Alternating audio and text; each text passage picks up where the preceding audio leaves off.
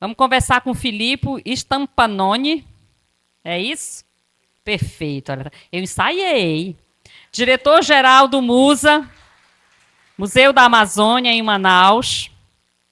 Doutor em Arqueologia pelo Programa de Pós-Graduação da USP, Museu de Arqueologia e Etnologia da Universidade de São Paulo. E eu tenho certeza que é um apaixonado pela Amazônia igualzinho a gente. Muito obrigado. Boa tarde a todas e todos. Muitíssimo obrigado pelo convite. Estou muito contente. Aprendi muitíssimas coisas hoje. E, enfim, eu espero, assim, trazer aqui alguma coisa que possa ser minimamente interessante. A gente falou de vários aspectos para pensar em defender a Amazônia, e eu quero fazer uma pequena reflexão sobre a questão da história.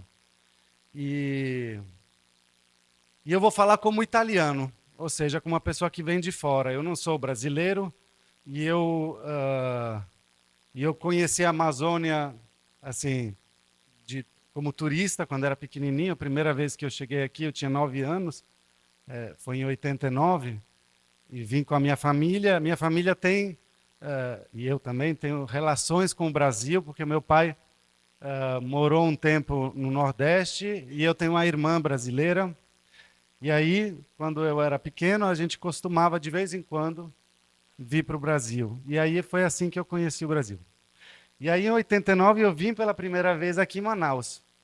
Por pouco tempo, mas quando voltei, eu fiquei assim, com uma questão comigo, um interesse. Eu pensei, caramba, chamou alguma coisa, acendeu um interesse na minha cabeça. E aí, apesar do fato que depois eu não voltei mais por 12 anos para o Brasil, e tive que voltar sozinho depois, eu, de minha iniciativa, nesses anos, de lá eu tentei me informar, tentei conhecer a distância o que se podia saber da Amazônia. E aí, enfim, aqui, deixa eu entender se é de um lado ou do outro. E aí, como era um menino, assim, a minha maneira era desorientada. Eu procurava histórias em quadrinhos, procurava em livros, em romances. E aí, eu adorava, lia tudo que pudesse encontrar sobre a Amazônia, eu lia de lá. E aí, eu gostava muito. Só que, com o passar do tempo, eu comecei a perceber que todas as coisas que eu lia da Amazônia, no fundo, repetiam um certo padrão. A visão que eu estava lendo de lá sobre a Amazônia, ela tinha umas características que depois, quando eu vim morar para cá, eu comecei a entender que, de uma certa forma, não correspondia à realidade, era falsa. E não só era falsa, mas ela achatava a Amazônia, tornava ela muito simplificada. Era um estereótipo da Amazônia. E aí eu tenho a impressão que, às vezes, quando a gente está conversando junto para pensar o que está acontecendo com a Amazônia, quais são as soluções, eu acho que boa parte do que a gente está vivendo hoje, de uma certa forma, ele é influenciado também por uma visão que a gente carrega. Eu digo a gente porque, assim, querendo ou não, eu acho que muitas pessoas também amazônidas, às vezes, vêm com nesse embalo. E aí, bom, ela já disse, eu sou arqueólogo, então a minha fala vai partir dessas minhas leituras juvenis, e depois eu vou aproveitar o fato que o Carlos Augustus começou a falar de sítios arqueológicos. Eu vou falar de um projeto que eu e ele participamos junto com muitas outras pessoas, e que eu acho que, em certa medida, quebra um pouquinho as pernas dessas ideias. E aí, vou avançar. Mas primeiro eu queria parar um segundo. Esse primeiro livro aqui eu li pouco depois de voltar da Amazônia, um pouquinho depois. Em português seria Os Rios Corriam para o Oriente, corriam para o Oriente. E aí, se a gente lê a nota lá em cima, diz, com somente um companheiro, ele desafiou os terrores do mais perigoso, mais amedrontador território do mundo, a Amazônia, né? Aí, do outro lado, eu tenho uma história em quadrinho que eu amo, uma história em quadrinho italiana, com a qual eu sonhei a Amazônia há muito tempo. Mas, olhando com os olhos de hoje, eu vejo que essa daqui, que é uma história, o título dela é O Mundo Perdido. E aí tem esse cara, que no caso é um americano, um piloto de avião, que tem aventuras na floresta, que descobre no meio da floresta um templo miceneu, grego, assim, alguma coisa que com certeza não é amazônica, uma estátua que não é amazônica. Como dizer que a história antiga da Amazônia não podia ser amazônica, não podia ser indígena, né? A gente tinha que imaginar, né, alguma coisa vindo de fora para fazer história na Amazônia. E aí, aqui tem um outro livro que eu recebi do meu pai, que era um manual que se dava aos pilotos de avião que voavam na Amazônia na década de 70, e que era Amazônia, Paraíso e Inferno, como sobreviver na selva e no mar. Então, as minhas leituras também eram isso, se preparando para uma coisa impressionante, um lugar inóspito. Ou se não, aí tem uma outra leitura, uma história em quadrinhos também, Corto Maltese. Essa daqui eu amo ainda, continuo amando. Mas também aqui a Amazônia é um lugar de sonho, é um lugar assim onírico, e um lugar de aventuras. Então, enfim, eu vim com essa bagagem aqui, e aí aqui eu tive a sorte de conhecer pessoas que foram grandes mestres para mim. E muitos amigos, enfim, muitas pessoas me ajudaram a sair um pouco dos sonhos que eu tinha, ou dos pesadelos, né, que aqui é tudo ou paraíso ou inferno, então, dos sonhos, dos pesadelos, e a me dedicar à arqueologia da Amazônia. E hoje em dia são mais ou menos 17 anos que eu passei de uma arqueologia do mundo clássico, estudando grego e latim antigo, para uma arqueologia e, enfim, outros estudos amazônicos. E aí a primeira coisa que eu quero dizer é que aqui eu vou falar de histórias, né? De história da Amazônia.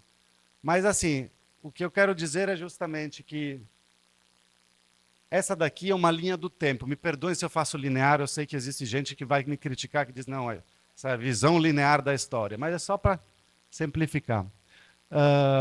Aqui a gente tem o que a gente, como arqueólogo, né, os dados arqueológicos nos dizem mais ou menos o que a gente encontra de mais antigo aqui na Amazônia. E é uma coisa são materiais que vão em torno de 14 mil anos atrás, né? Então, eu não vou dizer que a Amazônia foi ocupada pela primeira vez há 14 mil anos atrás, porque pode ser mais antiga ainda.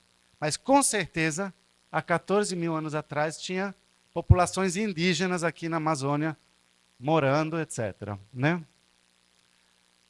E aquela parte um pouquinho mais clarinha no final, as últimas 3 bolinhas, a gente teve que aumentar aqui, porque são um período desde a chegada dos europeus nessa história, né?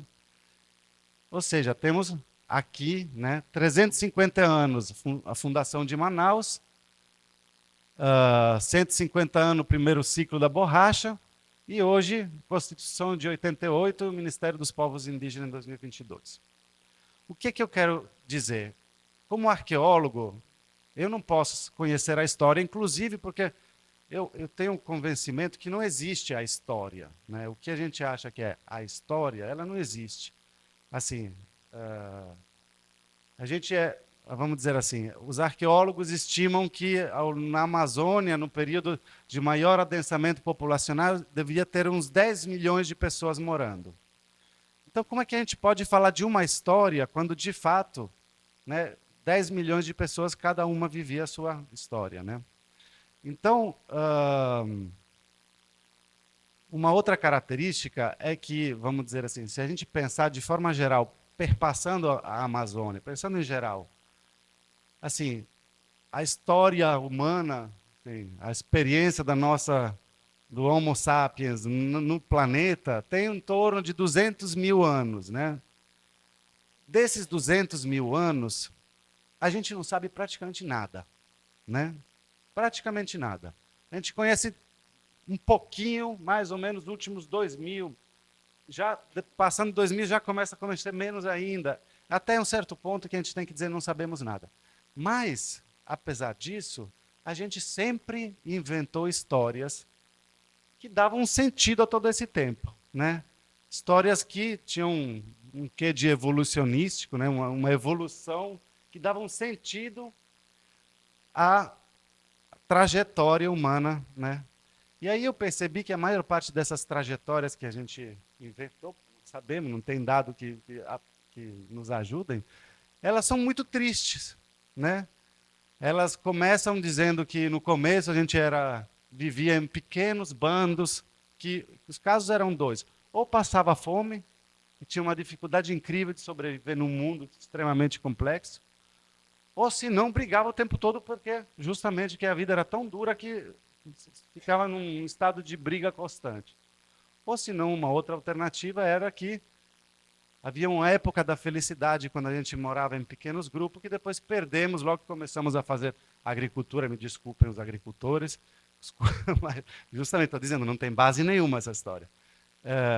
E depois com o Estado, pior ainda, etc. Né? O que é importante dizer é que a história que me foi contada, desde as histórias em quadrinhos até nas leituras da arqueologia, ela contava mais ou menos isso. Contava uma população que estava sobrevivendo numa ambiente desafiador e que não teria permitido grandes adensamentos populacionais, complexidade. Mas, gente, em 14 mil anos de história, ou a gente pensa que as pessoas começaram a imaginar as coisas interessantes e bonitas só nos últimos coisas, ou senão a gente tem que imaginar que a gente perdeu uma quantidade de informação. Quantas experiências tiveram as populações indígenas aqui, né? Esse daqui, só estava esquecendo. Eu estou usando, assim, roubei meio que uns slides de outros autores, mas eles estão ali, mas sobretudo de uma exposição que a gente fez no Musa recentemente, ligada ao nosso projeto, que o Carlos Augusto está presente vários arqueólogos, e é um projeto que a gente trabalha em colaboração com as populações, os povos da floresta, porque na realidade a gente colabora em algumas áreas com povos indígenas, e outras áreas com quilombolas, e outras áreas com beradeiros ou ribeirinhos. E o nosso projeto tinha como objetivo a seguinte ideia: a gente sabe que quando a gente encontra um sítio arqueológico, existe uma legislação que o protege, enquanto sítio arqueológico, enquanto bem da União. Aí, nesse projeto que chama Amazônia Revelada, que é coordenado pelo professor Eduardo Góes Neves, e tem vários de nós participando, a gente pensou, vamos tentar mapear junto com as comunidades locais ao longo do arco do desmatamento e vamos ver se a arqueologia serve para colocar uma camada a mais de proteção nessas áreas. E aí, isso tinha que dizer porque eu vou usar dados desse projeto, né? E aí eu depois esqueço. Esse mapa representa mais ou menos os sítios arqueológicos que hoje em dia conhecemos aqui na Amazônia como arqueólogos, né? Na verdade, são os que são registrados por arqueólogos. De fato, há muito mais do que isso já conhecidos pelas populações que moram nos locais. E muito mais que ainda talvez a gente descubra no futuro. Mas já assim dá para ver que a ocupação da Amazônia foi bem distribuída, e ela é caracterizada por uma certa diversidade. A gente tem áreas em que tem algum tipo de monumentos que são feitos com estruturas de terras, e em outras áreas a gente tem a produção de um solo mais fértil, que é chamado de terra preta, né?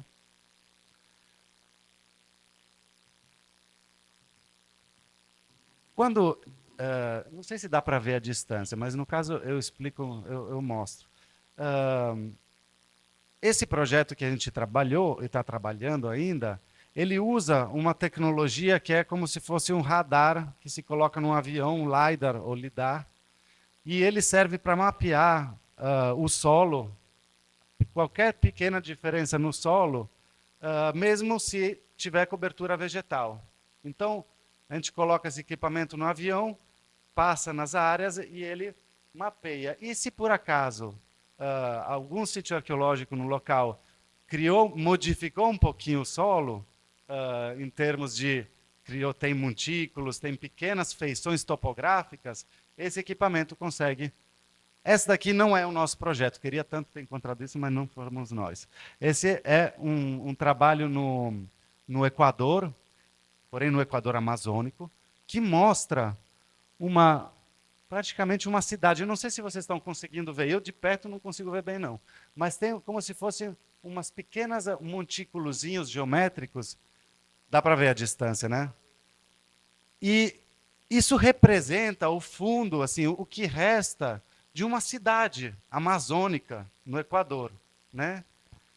Tem estradas passando de uma para outra, e isso quebra completamente a visão que a gente tinha do que é que podia, assim, que a gente tinha antes, enganados, sobre o que é que tinha em termos de como é que eram os assentamentos antigos. Enfim, graças ao nosso projeto e a outros que a gente está colaborando, a gente está percebendo que com essa tecnologia a gente encontra uma diversidade muito alta de padrões de assentamentos antigos na Amazônia em diferentes áreas do arco do desmatamento. Aqui temos sobreposição de sítios com valas ao redor que delimitava provavelmente a aldeia. Outras aldeias que foram feitas por cima num período sucessivo, caracterizada por umas pequenos montículos. Bom, a gente tem os famosos geoglifos, tem estruturas monumentais no Amapá. Temos outros geoglifos que a gente encontrou com essa técnica de LiDAR, com estradas, juntando um ao outro, né? O que a gente está encontrando é uma variabilidade enorme de diferentes modos de vida, sítios arqueológicos, formas de aldeia, de assentamentos na Amazônia. Esses daqui, por exemplo, são o que eu acho que são pequenos montículos de lixeira ao redor das estruturas de casa, ou seja, é uma aldeia em que o vazio aqui, eu acho, né? O vazio aqui é onde tinha as casas, e ao redor aquelas bolinhas que vocês vê são áreas de descarte de lixo, são lixeiras ao redor da casa. Eu digo isso porque eu escavei em outro canto uma estrutura dessa e encontrei a casa no meio, né? Aí, por associação, eu acho que é isso mesmo. Além do mais, caminhos muito compridos, como o Carlos Augusto estava contando, ligando áreas, servindo de varadouros entre calhas de rios. Aqui a gente está falando entre Xingu e Tapajós. E, portanto, que hoje em dia os nossos dados, apesar de não conseguirmos entender muito, de saber pouquíssimas coisas, de ter 14 mil anos de história, das quais a gente enxerga um milésimo, não sei, nem isso, né? Muito menos do que isso, porque, como eu estava dizendo, cada um vive a sua história, então imagina quanta riqueza a gente não conhece. Mas mesmo assim, me parece que a proposta que a gente está desenvolvendo para a Amazônia, o local que a gente coloca a Amazônia em termos de políticas brasileiras, no fundo, ela é muito mais ligada às minhas histórias em quadrinhos antigas, em que a Amazônia era mais útil desmatada, de uma certa forma, porque era um lugar perigoso, inóspito, do que o que a gente entrevê e do que as populações indígenas falam, né? E aí, quando eu digo que é um perigo ter uma história só, é porque, de fato, eu, como arqueólogo, eu estou contando para vocês uma história, mas eu sei muito bem que essa minha história é um pedacinho de nada que é só graças a uma técnica que a gente usa que a gente pode falar. Mas assim, vou fazer uma coisa, vou passar no último, depois volto no segundo desse. Mas em relação àquela literatura que eu tinha antes, essa é uma literatura que está se criando nos últimos anos, que são as publicações dos próprios autores indígenas. Alguns deles estão até aqui. E, além do mais, o movimento indígena, as lutas indígenas, os trabalhos que as comunidades fazem para defender seu território, seu próprio território, tudo isso é a história que deveria orientar o uso que a gente imagina, o futuro que a gente imagina da Amazônia. E aí eu me pergunto, é melhor o bem viver ou é melhor a infraestrutura logística do Arco Norte? Esses projetos que, na verdade, têm a Amazônia como um empecilho no meio, né? Ele, na realidade, se não tivesse nada, seria mais fácil, né? E aí, eu não sei, mas assim, é óbvio, quando a gente fala assim, da situação, a gente escutou, e aí, quais são as soluções? E a impressão que eu tenho que essas soluções a gente está procurando sempre dentro das mitigações, né? A gente está sempre tentando, colocando como se fosse inevitável o que a gente está imaginando que a Amazônia vai virar, né? Agora, eu quero dizer que não é inevitável, gente. 14 mil anos de pessoas pensando como viver a Amazônia, e aí a gente acha que agora essa ideia aqui é inevitável? Não é inevitável. É a gente que não tem coragem agora de pensar em um outro modelo, né? E as populações indígenas têm direito de 14 mil anos de experiência a indicar um modelo, e elas estão fazendo isso para nós, né? Estão dizendo que tipo de Amazônia funciona e que tipo de Amazônia está arruinando nesses dias. É isso. Eu agradeço muito.